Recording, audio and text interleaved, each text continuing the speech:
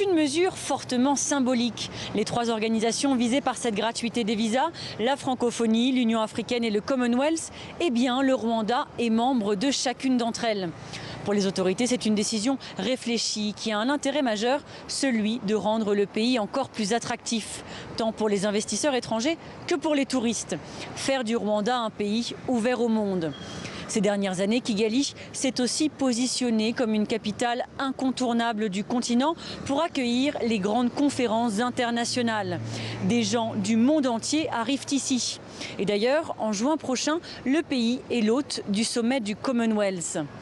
Mais cette politique d'ouverture, d'accueil très volontariste pour ce petit pays des Grands Lacs, elle intervient dans une conjoncture mondiale assez critique avec la pandémie du coronavirus. Alors les ambitions du Rwanda ne vont-elles pas être freinées? À ce jour, le pays n'enregistre aucun cas de coronavirus, mais les autorités ont quand même interdit les rassemblements à Kigali. 2 conférences régionales qui devaient se tenir ici en mars ont été annulées. Pour le ministère des Affaires étrangères, si cette situation impacte le monde entier, elle ne doit en rien changer les ambitions du pays, cette volonté d'aller de l'avant. Et malgré le coronavirus, les préparatifs continuent pour accueillir le sommet du Commonwealth et des milliers de personnes ici en juin à Kigali.